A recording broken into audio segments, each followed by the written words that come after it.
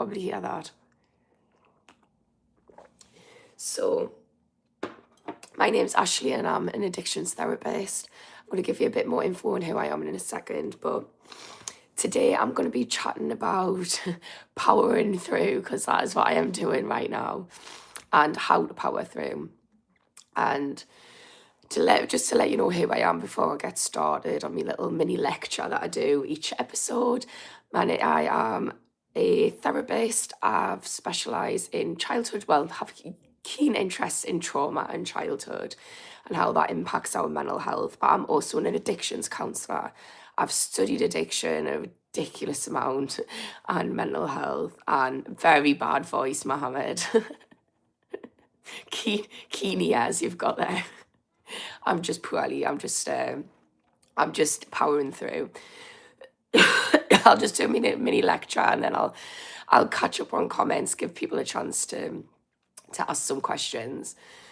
But yeah, so I've studied addiction and I've dealt with loved ones who've also struggled with addiction. So I just understand it on a 360-degree view. Oh my God, today's going to be hard.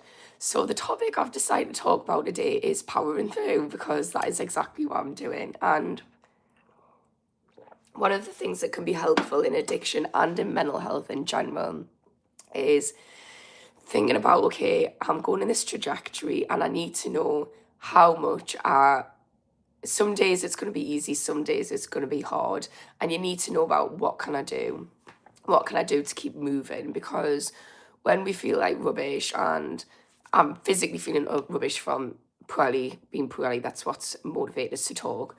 But when we're feeling rubbish, as in we're coming out of addiction, our dopamine levels are all over the shop.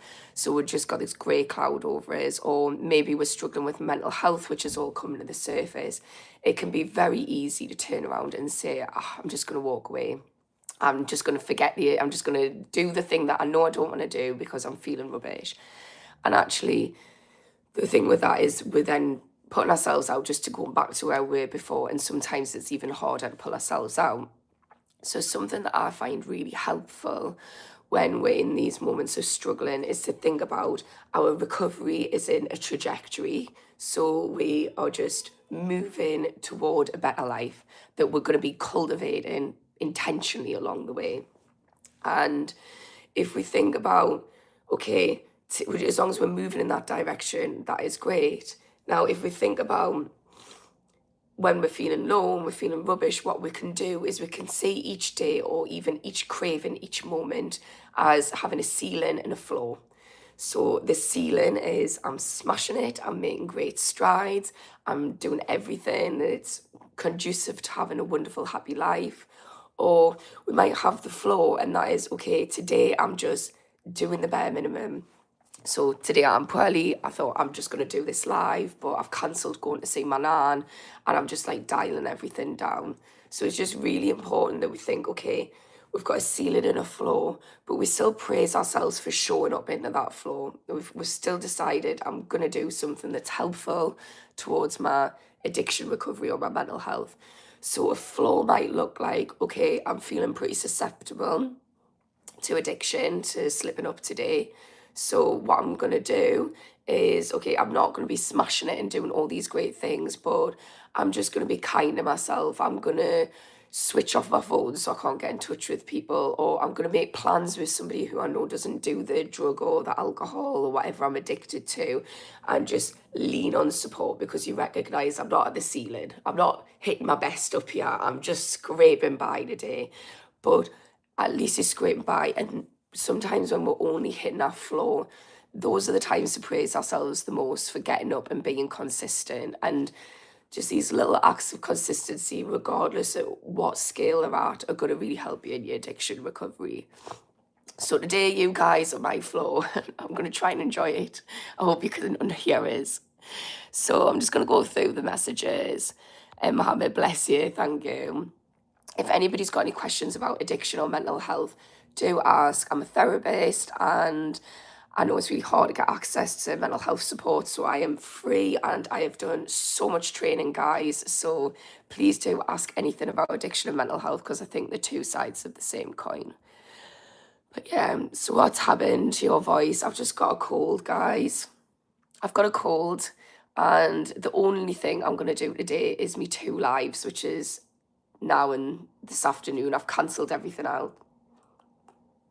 I'm just going to go until I can't speak anymore. But I like me little lives with yous, and it's a little commitment. And I thought I was thinking about what's the one thing that I'm going to do today, and I thought I enjoy this. I want to be consistent, so here I am, guys. You need to rest. Yeah, I am resting. I've been resting all morning. Had a nice lie in.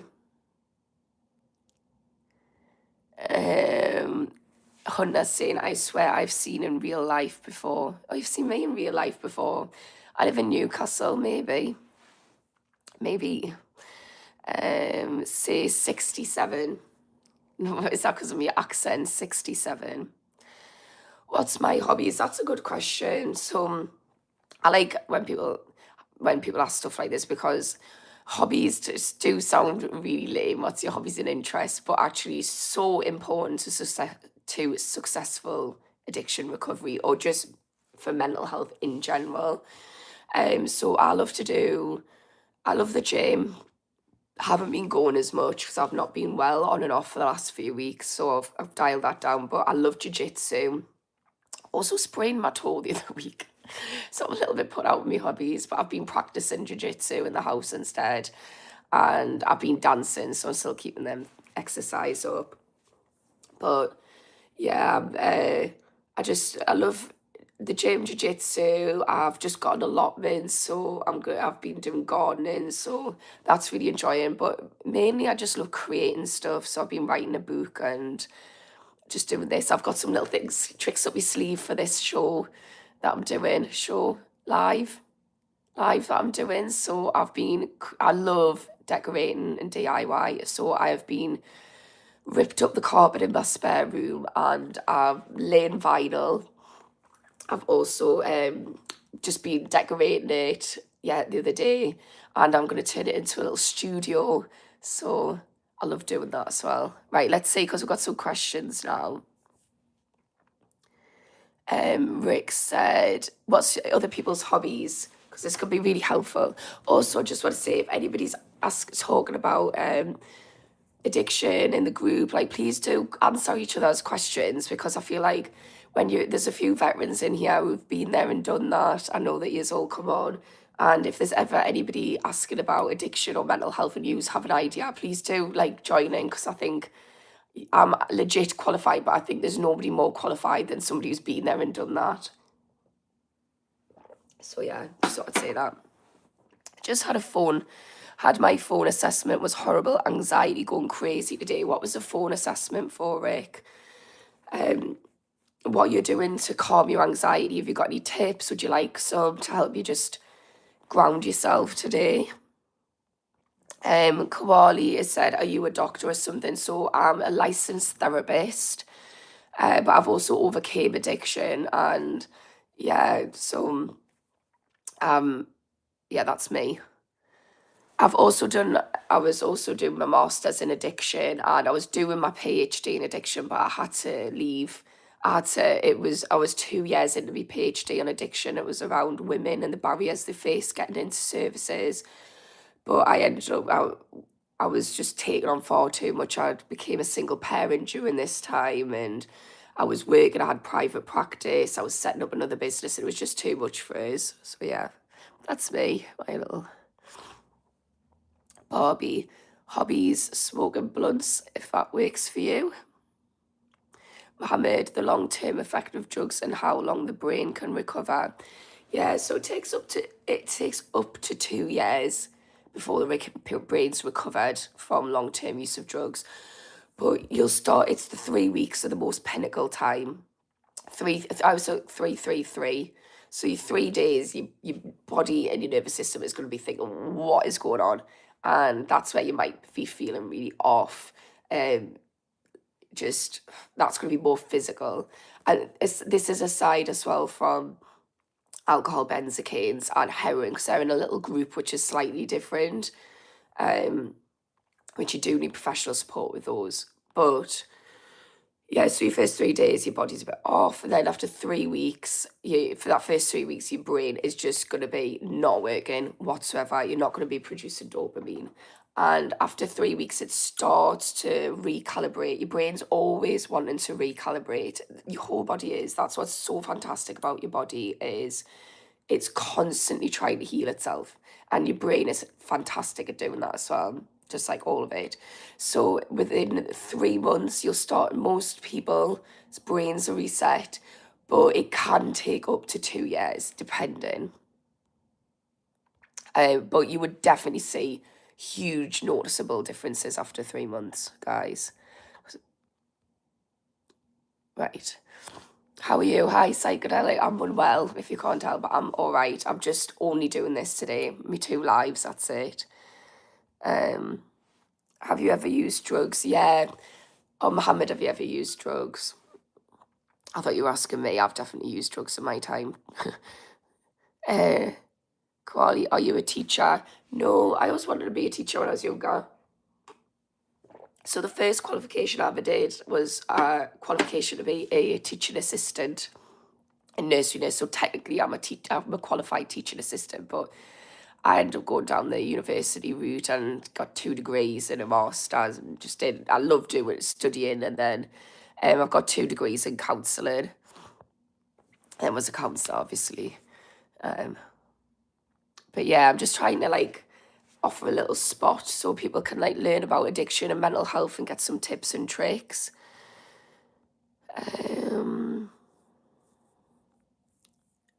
Koski. I love how everyone's talking to each other. This is great. Thank you. My whole aim for this is I'd love to create a little community where everyone can just support each other. Bobby, yes, I'm guessing 14 close. So, how to quit cannabis, no name is said. So, if you're in a stage where you're struggling to commit, well, first of all, no name, if you're wanting to have some one-to-one support, I'm doing a free encounter group, like a support group for addiction group, basically. That's jargon for. There is a few spots left. I'm not charging people. It's just for people who are struggling in active addiction, because I recognise I can only offer teeny snippets of support online, so I'm trying to be ethical. So no name, if that's something you're interested in, let me know, and I will put you on the list. That'll be starting in, I'm thinking 3 weeks' time. So Psychedelics said, I had a weak moment today. I was at the gas station and was going to see my friend. Good thing he didn't have time today. I'm trying to stay clean. It's hard for me. Psychedelic. You're doing it. You're in the trenches. You really are, mate. Psychedelic, do you want to join the group? I think like even just having that weekly thing, and I can give you some extra tips and tricks and stuff, it might be helpful for you. But I think it's about celebrating the wins. You know, if you're feeling a weak moment, use that as an opportunity to think, right, okay, today I'm a little bit more susceptible. What am I going to put in place to just make sure that I'm not going to do that? And that might look like have nice things planned for yourself. Just have a little phrase that you can say to yourself, like a little mantra. I know it sounds a bit lame, but it's all about just being rational. I know I've told you this a million times, but getting that rational part of your brain involved. So that might look like, right, today you're feeling a bit ropey, but you're going to smash it, and tomorrow you're going to feel even better. Just something where you're just thinking long term. But yeah, I don't know. It's a bit of a difficulty with your friend, isn't it? Because it's that accessibility is so there. And I think it's about just incrementally building up your life so that these weak moments, you're going to have a life that's so out further and better than what that life is. So I think of this like, if every single day, if you can do, here's a good one, do the 21-day challenge. So and this works for mental health as well, but just think about like every single day for 21 days, because it roughly takes 21 days to create a new neural pathway. There's some debate about whether that's true or not, but if you do for 21 days, just think, right, every day I'm going to do the 21-day kindness pact. So that looks like doing something kind for yourself. And every time you feel rubbish, or you feel like you've got a craving, or you feel like, I'm going to do that thing, you need to stop yourself and say, no, I'm going to do something kind for myself instead. And if every time you're feeling low or feeling a little bit helpless, you're doing something nice for yourself, that's going to be quite regular if we're in the trenches, and it's going to build up. And what you'll find is it'll start to become habitual that you're just doing kind things for yourself, and you honestly will notice a change. You really will. I've got an example of this, but I'm going to get through the comments of like how that made such a huge change for me. Mohammed, does age affect on the body to recover? I don't know about that. I know that I know that your body's always striving to recover. I don't know about age and the impact of addiction recovery. That is a good point, though. I will ask. I'm just writing on my board. Age, addiction. I'll research that and get back to you. But I don't know. The thing is, I don't know how. I know that we age, but I know that our bodies are always fighting to recover. So I would imagine no. But I guess I don't know the answer. Yeah, I don't like answering things that I don't know the answer to. So I'm just gonna get back to you on a different live if I see you again. All right, I will go bye Koali. Psychedelic, do you score at the gas station? What you buying? So, no, I'm not Scottish, I'm just Geordie, but I probably sound a bit more, I don't know, just not like me because I'm ill. He lives by the gas station. Right, I'm gonna, hey, mummy teacher, hi, fried voice, absolutely. Yes, please. I got your email. I'll send in the next few days. Psychedelic, brilliant. I'd love to get you on board because I can see you smashing it, and sometimes we just need that little push, don't we? That little bit extra. That's something long term. Just be like, no, I've got this coming up.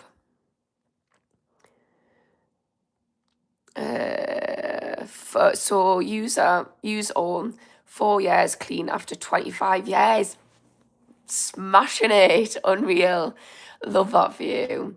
So use all. If you could say one thing that the thing that helped you the most in your addiction recovery, because that is a hefty comeback, like that is round FU to drugs. So if you could say one thing that helped you that would help other people who's listening who's struggling in addiction, what would you say it was? Yeah, Barbie Psychedelic has been, well, good boy. I don't like the term good and bad, but Psychedelic smashing it. Honestly, absolutely smashing it. He keeps coming on, and this is a problem when you've got your triggers close to you. It's really hard, and that's where I slipped up. So I kept relapsing. So for those who don't know, I used to have a ketamine addiction, and I kept relapsing. I relapsed whilst I was pregnant, and I relapsed twice in the first years of my son's life. And the thing is, I was doing so well, I was so strong, but it was constantly in my face. And all it took was that one day where, so there was two relapses, both 2 out of the 3 relapses, it was having one bad day, just like something was happening. I was having an argument with someone, or another time I was just like really struggling, like with postnatal depression. I didn't realize I had postnatal depression. And it was just that one day, and it was just there in front of us. And then that's the 2 times I relapse.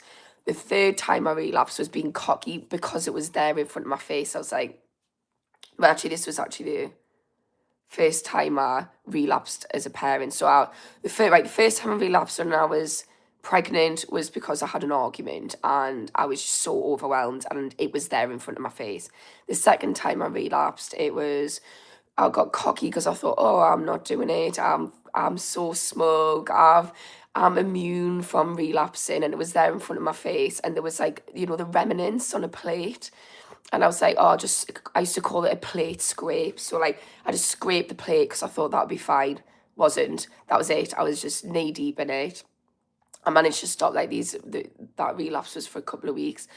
The next relapse was because I was having a really shitty day. I was postnatally depressed, and it was there in front of my face again. So this is the problem with triggers: is we can be strong with them. If it's in front of our face, we can't say no. But it's when we're feeling rubbish, when we're at weak spots, when we're vulnerable, it's really difficult. So yeah, I really feel for you, psychedelic. But is there, if anyone who's listening, who's obviously, we've got a couple of veterans on here who's been sober for a good chunk of time, what would you say helped you with your triggers? For me, because I had relapsed 3 times, I had to just say, I had to get support. First of all, I had to reach out and tell everyone what was going on because I realised I'm trying to fight this addiction by myself and I need some accountability. So I just reached out for support while I was building up strength and resilience against the addiction. I also said to my dad, do you mind if I order some drugs tests off Amazon? Can I do the drugs test with you just every 3 days because it'll keep us accountable? So I started putting in things in place. Obviously with weed, it's a bit difficult because you've got someone down, like somebody, but this is where I would say in AA, having a sponsor might be helpful. You know, somebody to ring up, somebody, or just like someone, a friend. Like I didn't have a sponsor through AA, but I had my best friend had already overcame heroin addiction, and I said, do you mind being like a sponsor to his? So when I literally found some ketamine in my house actually, and it'd been there for ages. Like, you know, when you lose drugs and you're incessantly looking for them, if you've dealt with drug addiction, that is, you're incessantly looking for them and it's driving you up the wall. And it turned up months later, like a Henry, for God's sake, it was a lot, a Henry of my drug of choice when I was sober. And I just phoned up my best friend because I'd told everyone what I was doing. I was doing the drugs test, so I knew that was going to keep us accountable. And I just phoned up my friend and told her what was going on. And then I ended up just giving it to somebody who I knew used it. I was like, please come and get it. If you want it, it's yours, it's free. Just get it out of my house. So yeah, so just having things in place to help you with those triggers when you're having weak points. But psychedelic, I don't know what that might look like for you. And I'm happy to do a phone call with you if you want to have like a 3 hour one-off counselling addiction session, because I'm just spitting things through a screen here, but we can come up with a little plan for you if you want in the meantime while waiting for the group. Right, let's see what people are saying. So Angela says, who are you and what content you make? Because I am a new subscriber. Hi, Angela. Thank you so much for subscribing. Also, anybody, if you could just give us a subscribe, that would be the easiest, most helpful thing you could possibly do, because I'm in my little infancy stage. I think I've got about 400 subscribers, so that would be super helpful. But thank you for anybody who has subscribed and who's commenting, etc. But who am I and what content do I make? So my name is Ashley. I'm an addictions therapist. I'm just a therapist in general. I've worked with a lot of different issues, but I specialise in addiction and I specialise in trauma. And I've overcame addiction myself. So I'm just offering a little space on the internet to help people, to support them with addiction, but also mental health, because addiction, I've researched and studied addiction for many years in degree level, masters, and then up to PhD. And what all the research states is that addiction is just a symptom. It is a solution to an underlying problem. And the reason why I also address mental health is because often it's to do with something to do with ourselves. I could do with a tissue, guys. I'm just gonna have to know. I should have been a bit more prepared. So yes, that's me, Angela. So if you have any questions about addiction or mental health that you want support with, do ask. Like, I get it's hard to access mental health professionals, so I'm just giving you all that access. So do use it. God, 2 years and 1 month and 15 days clean off everything. Meth, porn, cigarette gangs, all the vices. That is some achievement. Some boy. Brilliant. And gangs as well. That sounds like you've had to really just walk away, like flip your life upside down. Wow. And how are you feeling? Like, I always ask this, so for people who are saying they're sober, please let us know what's one thing that you would say to somebody who's listening who needs support on how to get to where you are, and what's something that how are you finding it? How are you finding recovery? Is it something you're enjoying? Is it like, for me, I just feel like invincible. I say it all the time. I just feel like, honestly, the life is so bloody good because I'm so appreciative of it. And I also think feel so resilient because I'm like, I've done that, and what? What? I did that. Yes, I did. I think we always see, like, when I first became sober, I used to see like this dirty little secret, like, oh my God, I used to be an addict. I was an addict as a mom. It was like really this dirty little secret. And then I started working on the shame. And like now I'm like, I did that. I got through that. Look at me. Check me out. So yeah, just interested to see how you're feeling about it. And anybody else who's been through it, let us know. Psychedelic, the body recovers and you start to look less old, but that doesn't make you any younger. I saw it by my friends which got clean. Yeah, you do. It doesn't make you any younger. I think one of the things that I had to accept is that, and this isn't just for addiction, but mental health, because I've been working on my mental health for the last 7 years straight, and I've been sober for nearly 4 years, well, clean, and I always think like, yeah, I do. I look like better than I've ever looked in my life, actually. But I am very aware that I have squandered, squandered all my adults, my whole of my 20s away. But I try not to get negative about it because I definitely had some good times. So just got very ropey for a bit. Double tap on step 4, myself, NA program, and working with a sponsor through step 1 right now. Brilliant. How are you finding it? Do you know what it is? Honestly, like, I really do think any support groups are just brilliant. It's the best thing you can do, connecting with like-minded people. And the thing with AA and NA, I'm not religious, but it's actually, I'm spiritual. And I love the way Russell Brand is kind of rebranding it to be just believing in something bigger than yourself. But anybody who's struggling, I would absolutely say go on to NA or AA, or there's all different A's, gambling ones, sex addiction. So heavy duty rock and roll, I've used meth for 20 years. Is that something you want to support with, heavy duty rock and roll? If it is, I am offering I'm doing a free addiction group where I'm going to be teaching loads of different things, but also helping people. The idea is to deal with the root cause of the addiction. So it's not like any group that you'll do anywhere else. So, but you are welcome to join. And anybody who's in active addiction and struggling, it's free of charge. Just comment support group on any of my content and I'll get back to you. Use all. I had a very big vision that changed me. Then I got poisoned with LSD, and while on it, I got into spirituality, religion while high, and LSD, and I just changed.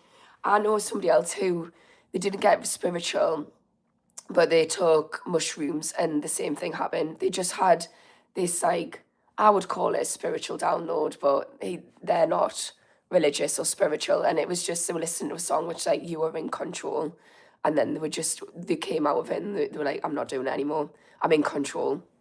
There was like some other things that they were listening to, but there's a lot of it. The thing with LSD and with psychedelics is the reason why it's emerging in therapeutic treatment and why it's having successful outcomes is because it actually, if you think about your neuroplasticity, it actually makes it more malleable. So it makes your brain more open to firing and wiring new connections, which is exactly what we need for addiction recovery. It's super important though that it's in the right, like, so you and the person I know just so happen to have healthy trip, which was life-changing, whereas some people that doesn't always work out. So I'd always say, I'm not advocating for go take mushrooms to sort your life out, but each your own. But the trauma-assisted therapy is really promising. But I love that view. Yeah, spirituality. I so bloody spiritual. And I think as well, I always say to people who are struggling in addiction, having faith in something bigger than yourself is really good. And just before you think, oh my God, she's preaching to us, I'm not talking about necessarily religion or spirituality, but just as humans, we are wired up to feel a part of something. And whether that's a higher power or whether that's just part of being part of humanity, they start like connecting with humanity and start looking at the good in the world, or just be the fact that we're animals. Like, we are animals. We are so disconnected from planet Earth. We are so disconnected from other animals. And just starting to recognize that I am an animal. I am part of this earth, which means I probably should go outside and get some vitamin D and put my feet on the grass, and just stuff like that can be so helpful because it just allows you to come outside of yourself. In addiction, we are so internal and we are not looking outside of ourselves. It's almost a little bit narcissistic. And I'm not saying you're a narcissist, but if you think of it like a child is what like a like we talk about like all children are narcissistic. Freud calls it id, and we're all operating from this place where, especially in addiction, where it's just like me. I need to get whatever it is to make me feel better, and it's just you're just so within yourself, and it's very difficult to think outside of yourself and just turning that look outside, whether that's to spirituality, whether that's to humanity or just planet Earth, is just so helpful to help break that cycle. Oh, thank you for all the likes that people are doing. That's really helpful. I'm really trying my best to grow this channel. So like likes, comments, subscriptions are so helpful, guys. Thank you. Yeah, how long Mohammed has said, how long are you clean, heavy duty rock and roll? Let us know. Step work and sponsorship, is that what I tell you? Yeah. I haven't done the step work, so I joined NA. But I had, so the first time I got successfully sober was the first time I got pregnant. And I ended up, it was a molar pregnancy, so it was an inviable pregnancy, and it was during COVID. So I'd been going to NA meetings, and I thought they were amazing, to be honest with you. I've also trained in SMART meetings. So if somebody doesn't want to do NA meetings, you can do SMART meetings, which is more theoretically based. So it's more scientific based as opposed to spirituality, because each person's different. But yeah, I went to NA meetings, and then I ended up having this molar pregnancy, which was quite traumatic. And basically the first thing I did was go back to Ket. The second time I decided not to go through meetings, but I'd already been doing a lot of work behind the scenes to get us to a place of recovery. Right. I'm not clean heavy duty, yeah. If you want some support, also if you don't want to do the group work heavy duty, and I'm going to say this to anyone, I am offering just for specific people. It can't be something I do for everything. I need to be realistic about my time. But if there's somebody who's really struggling, I'm doing an hour one-to-one session as a one-off for people, because I get it's really hard to access the correct support. So heavy duty, I can also arrange a telephone call or Zoom with you, whichever you would prefer, and just give you an hour to pick my brains and see if there's anything that I can do to support you. So a double tap, shutting down the open doors, social media and all platforms I could score from. Yeah, so important. We're talking about this before, triggers, just removing triggers. I think as well, if you are spiritual, I always think every door that shuts, another opens. So like for me, I was just like, right, I just need to shut this door because I know. But even if not, if we're closing out, even if you're not spiritual, if we decide like I am leaving that life behind, you're naturally going to create space for something else better to come in. And you get to decide, okay, I've been living my life unconsciously in addiction. I'm going to do this. And now I've got all this free time. I've got, the slate is clean. what do I want my life to look like? And I get to reinvent myself, and I get to do it consciously because I've been acting so unconsciously. And that sense of appreciation that you cultivate for your life, instead of getting swept by it, but instead actively creating your own life, a life that you're proud of, and bit by bit forging your way toward it, you start to get a sense of pride for your life and who you are. And you get to a point where, like, I'm so proud of me. I'm so in love with life that you couldn't force us to go back to that addiction. Another little tip that's popped in my head that my friend always talks about is romanticizing life. So practice romanticizing life. Like, I walk around pretend that if, like, this is a movie, I'm the main character in it, which sounds so great, but it's so lame. But I walk around like I'm it, and I'm like, oh, I'm gonna look at the flowers, and I'm gonna do this nice thing, and I'm gonna just, yeah, romanticizing life, like putting my rose tinted glasses on. Right. I'm feeling quite unwell, guys, so I'm gonna go through these comments, and there's quite a lot, and then I'm gonna go because I'm not feeling well. But I thought I'm gonna come on and chat to you for a bit.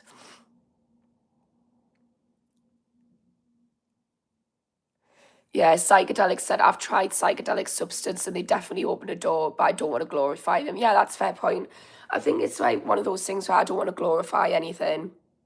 I think that some people can have bad trips and it can affect them. I will say, if anybody is using, because I'm not going to advocate it, it needs to be done in a therapeutic setting with somebody who knows what they're doing. But if anybody is doing it, it's very important the next few days to look at what you do, because any new, like I said, it makes your neuroplasticity very malleable. So anything you do for the next, I think it's 5 days, is where your brain's going to be firing and wiring towards that. So if you continue doing the same habits, it's going to just solidify them. If you start to do different habits, you can create new neural pathways. So it's been very intentional what you're doing for that next week. Very, very intentional. And like I say, I'm not glorifying them or advocating for them. This is just if people are taking them and want to know. But like, I'm not here to tell people what to do and what not to do. That's not my job. I'm just here to keep it real, guys, and offer a space to talk openly and honestly about addiction. Russell Brand is for Jesus, and he is the only way. Read the Bible. Yeah, Russell Brand is for Jesus, but what I like that he does is he says that it doesn't need to be the focus on religion, and I think that's something that's a very important movement that he's doing within NA and AA, because I think we need to be, everybody's got their own belief system, and we can't my grandpa was a vicar. And he said, I never force somebody to believe in God. He's like, that's up to them. And we didn't even get baptized when we were younger. We had the choice. So when we were 13, we asked to get baptized. Bear in mind, my grandpa was a vicar. And I think that spoke volumes for me, because I often get people on here who are saying, repent and Jesus will save your soul. And I absolutely agree that, you know, that might be your belief, and I've got so much respect for that. But equally, everybody's got their own belief, and some people believe in science, in fate. But I just think we can believe in something bigger than ourselves, which is humanity, planet Earth. The belief that we only get one life, and let's make the best of it, guys. Like, if you believe this is only one life, then you can believe, okay, well, I really need to make the best of this. So I think it's very important that we honour our own beliefs. What the fuck does atheism have to do with NA heavy duty? You sound like you're 12 and you just found a way to stick it to your Christian father. I don't know if you're talking to somebody else.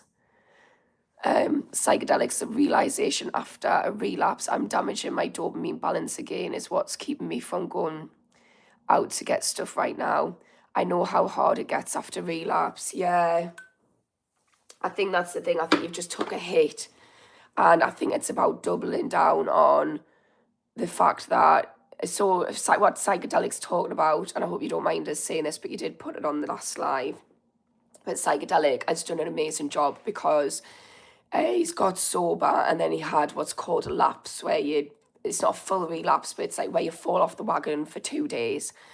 And what he's done, which is phenomenal, is he's picked himself back up again and carried on. And it is so easy in them times to just full on relapse. So he's just dealing with a little sting, sorry.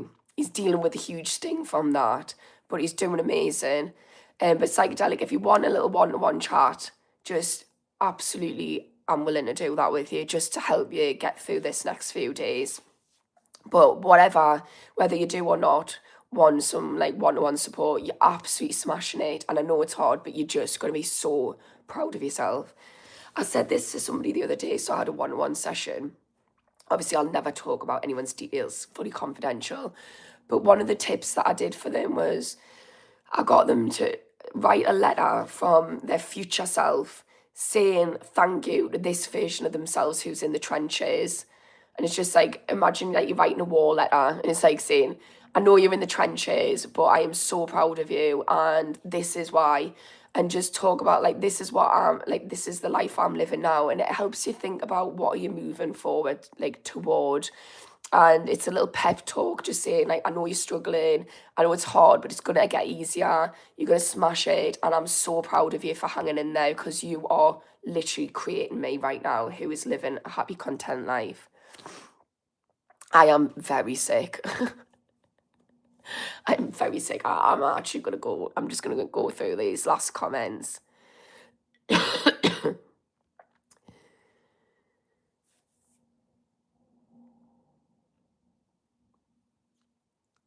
Right, so a double tap is saying, anyone who's listening now, you and feeling lost or afraid, that's a good place to be. You should be scared because your life is definitely on the line. Call somebody for help, reach out, don't run away. Run to Jesus or do a meeting or sponsorship to support whatever you got to do to waste time.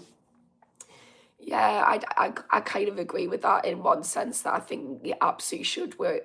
We should absolutely reach out for support. The only thing is like I wouldn't say be scared, but just like I don't think fear is always the best way to get out of it. But what I will say is that if you do go to some kind of group support, there is so much research on why it is helpful.